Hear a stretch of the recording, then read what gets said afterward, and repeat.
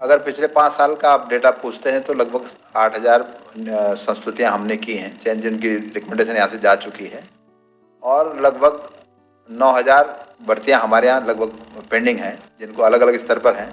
जैसे करीब 2,500 पदों का अभिलेख सत्यापन वगैरह होना है, उनको जाना है, वो 1-2 महीने में हो जाएंगे। उसके अलावा करीब 2,500 पदों का परिणाम जारी होना है,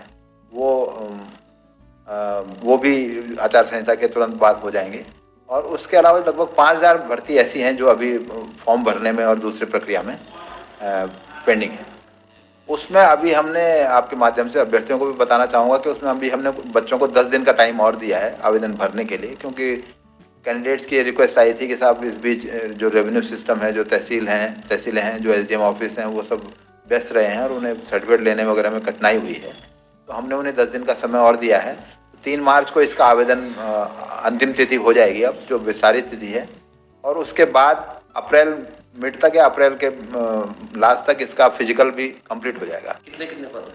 और इसमें 1521 पद पुलिस कांस्टेबल के हैं, जिसमें पीएससी भी इंक्लूडेड है, और 271 पद एसआई के हैं, जिनमें पीएससी का गुल्म नायक भी इंक्लूडेड है।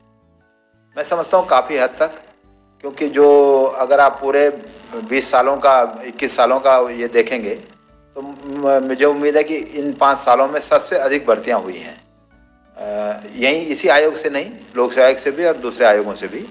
तो वो सबसे अधिक, अगर पिछले किसी 5 साल का आंकड़ा आप देखेंगे तो ये सबसे अधिक भर्तियाँ हुई हैं। दूसरा ये है कि हमारे ही आयोग से पिछले 5 सालों में लगभग 19,000 पदों का विज्ञापन चयन अलग अलग प्रक्रियाओं में ये कंप्लीट हो चुका। विज्ञापन तक आप मानेंगे तो ये 19,000 पदों का विज्ञापन हो चुका है, जिसके अलग अलग श्रेणियां हैं, कुछ चयनित हो गए, कुछ चयनित होने की प्रक्रिया में है।